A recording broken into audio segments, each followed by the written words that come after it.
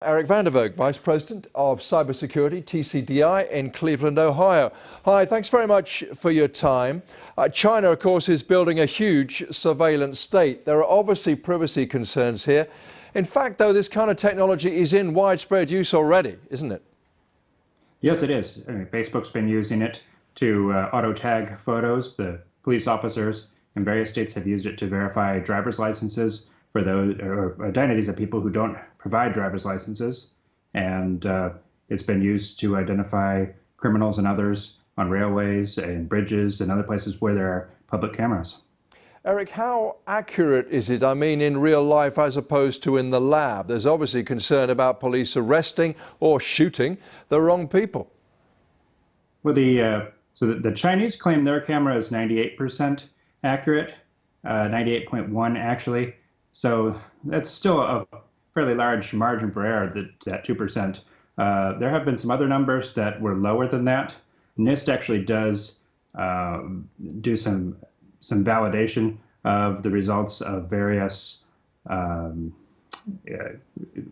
facial recognition systems, and they've done it every 4 years, and they show about a 10 times increase in the effectiveness of these camera systems. I guess in China, if it turns out to be less accurate, we're not likely to hear about it, are we? Nor is there any way really for citizens to challenge the use or find out what authorities are doing with the data.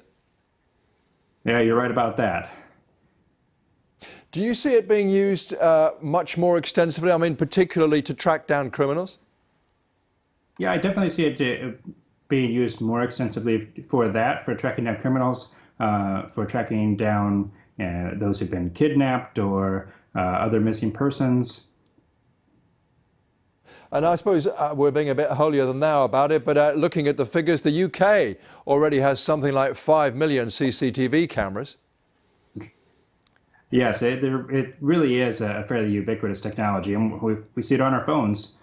Phones used to log into it using your face. So this is a technology that's already been embraced by many people around the world. Human Rights Watch said to us earlier, you know, it's a bit Matrix, it's a bit Black Mirror, but quite a lot 1984, but as far as you can see, it's here to stay. Yes, I believe so. All right, Eric, thank you very much indeed.